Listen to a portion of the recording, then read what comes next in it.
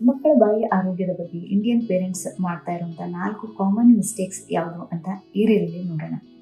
Hi, ನಾನು doctor Bharati, dental practitioner ಇನ್ Bengaluru. Mistake number 1, ಹಾಲು ಹಲ್ಲುಗಳಲ್ವಾ ಇನ್ನೇನು ಬಿದ್ದು ಹೋಗುತ್ತೆ ಅಂತ ಹೇಳಿ ಅನ್ಕೊಳ್ಳೋದು. ಹಾಲು ಹಲ್ಲುಗಳಿಗೆ ಯಾವಾಗ ಇನ್ಫೆಕ್ಷನ್ ಆಗುತ್ತೆ, ಅದು ಒಳಗಡೆ ಫಾರ್ಮ್ ಆಗ್ತಾ ಇರುವಂಥ ಪರ್ಮನೆಂಟ್ ಹಲ್ಲುಗಳ ಮೇಲೆ ಕೆಟ್ಟದಾಗಿ ಪರಿಣಾಮ ಬೀರುತ್ತೆ. ಸೊ ಹಾಗಾಗಿ ಯಾವಾಗಾದ್ರೂ ಮಿಲ್ಕ್ ಟೀತಿಗೆ ಇನ್ಫೆಕ್ಷನ್ ಆದಾಗ ಅದನ್ನು ನಾವು ಅಡ್ರೆಸ್ ಮಾಡೋದು ತುಂಬ ಮುಖ್ಯ.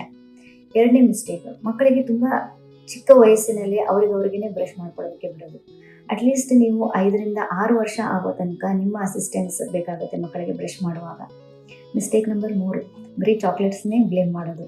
ಬರೀ ಚಾಕ್ಲೇಟ್ಸ್ ಅಷ್ಟೇ ಅಲ್ಲ, ಬಿಸ್ಕೆಟ್ಸ್, ಚೂಯಿಂಗ್ ಗಮ್, ಆಮೇಲೆ ಚಿಪ್ಸ್, ಸ್ಟಿಕ್ಕಿ ಫುಡ್ ಯಾವ್ದು ಬೇಕಾದರೂ ಇರಬಹುದು, ಅದರಿಂದನೂ ಕೂಡ ಕ್ಯಾವಿಟೀಸ್ ಆಗುತ್ತೆ. ಪದೇ ಪದೇ ತಿಂಡಿ ತಿನ್ನೋದ್ರಿಂದನೂ ಕೂಡ ಕ್ಯಾವಿಟೀಸ್ ಆಗುತ್ತೆ.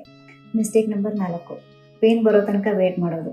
ನಾನು ಸುಮಾರು ಜನ ಪೇರೆಂಟ್ಸ್ ಕ್ಲಿನಿಕ್ಗೆ ಬರೋರು ಹೇಳೋದನ್ನ ಕೇಳಿದ್ದೀನಿ. ಏನಂತಂದರೆ, ಮಗುವಿನ ಹಲ್ಲು ಸ್ವಲ್ಪ ಬ್ರೌನ್ ಕಲರ್ ಥರ ಆಗ್ತಾ ಇದೆ, ವೈಟ್ ಸ್ಪಾಟ್ ಇದೆ ಮುಂದ್ಗಡೆ ಹಲ್ಲು ಮೇಲೆ, ಈ ಥರ ಸುಮಾರು ಹೇಳ್ತಾ ಇರ್ತಾರೆ. ಇದೆಲ್ಲದೂ ಕೂಡ ಹಲ್ಲು ಹುಳುಕಿನ ಲಕ್ಷಣಗಳೇ. ಸೊ ಹಾಗಾಗಿ ಏನಾದರೂ ಈ ಥರ ಚೇಂಜಸ್ ಇದೆ ಅಂತಂದಾಗ ಡೆಂಟಿಸ್ಟ್ನ ಭೇಟಿ ಮಾಡಿ ತೋರಿಸ್ಕೊಳ್ಳಿ, ಏನಾಗಿದೆ ಅಂತ ಕೇಳ್ಕೊಳ್ಳಿ. ಪೇನ್ ಬರೋ ತನಕ ವೇಟ್ ಮಾಡಬೇಡಿ. ಈ ಎಲ್ಲ ತಪ್ಪುಗಳು ನೀವು ಬೇಕು ಅಂತ ಮಾಡ್ತಾ ಇದ್ದೀರಾ ಅಥವಾ ಕೇರ್ಲೆಸ್ ಆಗಿದ್ದೀರಾ ಅಂತಲ್ಲ, ನಿಮ್ಗೆ ಇದ್ರ ಬಗ್ಗೆ ಇನ್ಫಾರ್ಮೇಷನ್ ಇಲ್ಲದೆ ಇರಬಹುದು. ಹಾಗಾಗಿ ಈ ಮಾಹಿತಿ ನಿಮ್ಗೆ ಇಷ್ಟ ಆಗಿದ್ರೆ ಲೈಕ್ ಮಾಡಿ. ಹಾಗೆ ಇದರ ಅವಶ್ಯಕತೆ ಯಾವ ಪೋಷಕರಿಗೆ ಇದೆ ಅಂತ ನಿಮ್ಗೆ ಅನ್ಸುತ್ತೆ ಅವ್ರ ಜೊತೆ ಶೇರ್ ಮಾಡಿ. Thanks for watching.